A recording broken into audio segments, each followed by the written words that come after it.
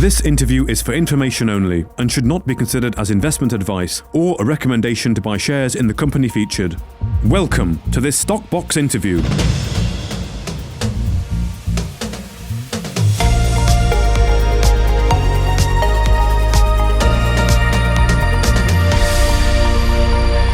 Joining us today is Andrew Bell, the CEO of Red Rock Resources, following an update on its activities in the DRC and an update, of course, on the Kenyan gold assets. Well, thank you very much for joining us today. Andrew, you are in Kenya.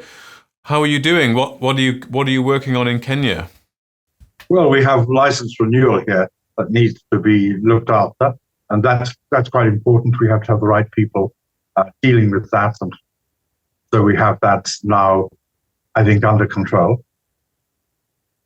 It's important. I mean, we want to find partners for the next steps in Kenya because it'll be very large expense, the program development of the gold resource there, and it would be appropriate to do with a partner.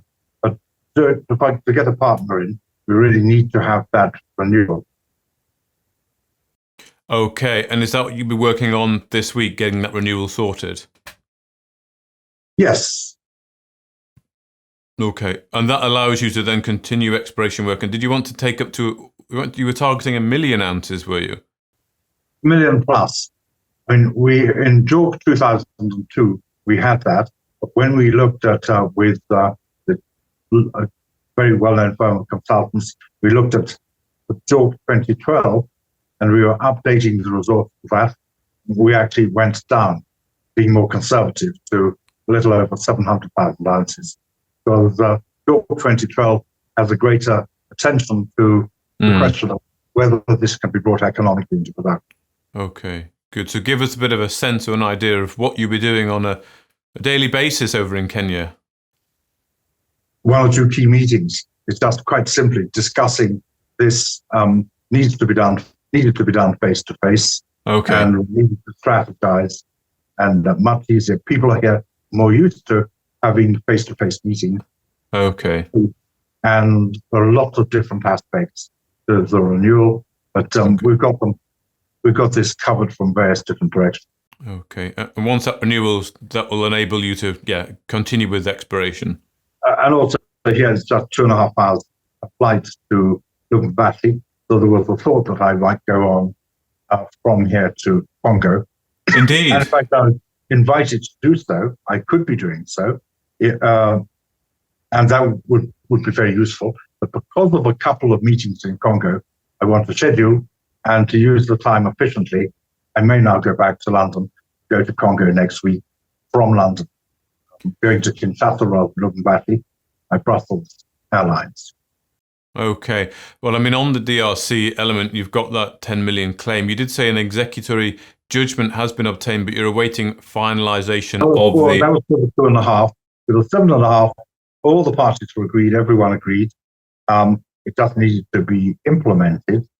And I think there was a problem with a rogue lawyer on the other side, which wanted to extract tribute rather than fees from its client. And if the client may not be very willing to pay them even fees because they've caused so much delay.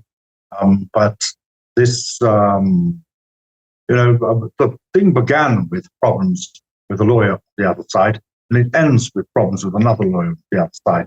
There's not a very highly developed legal culture, and there are a lot of bad lawyers. We're lucky to have a good one. But this is something that will be solved pretty quickly.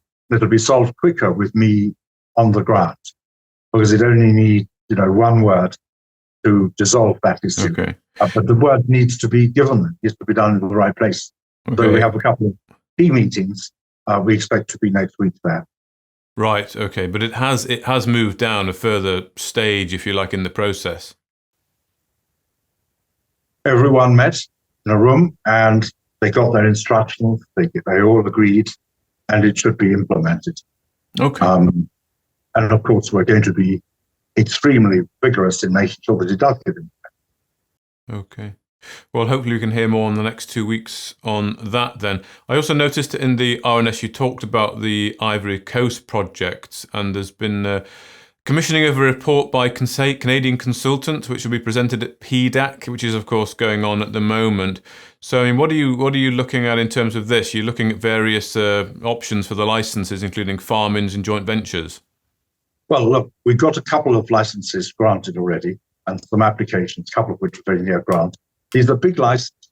One isn't expected to, and the right thing to do is to spend a certain amount of money on them, because after all, one wants to be able to put them into production. And that requires drilling up a resource and everything else.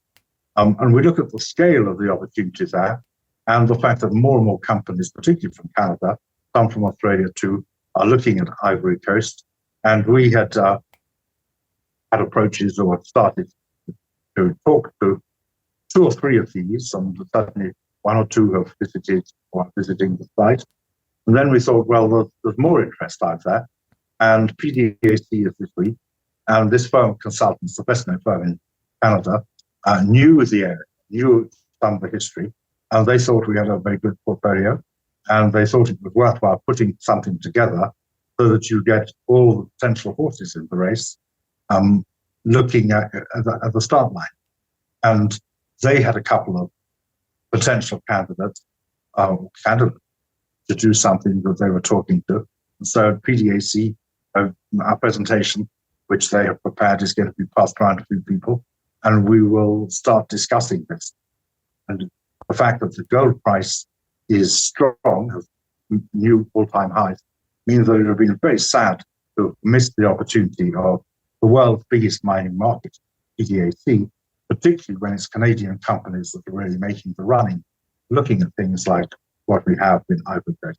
But, we're next door to 3 or 4 very large operating mines. And we have big first-rate ground. And so we should do something.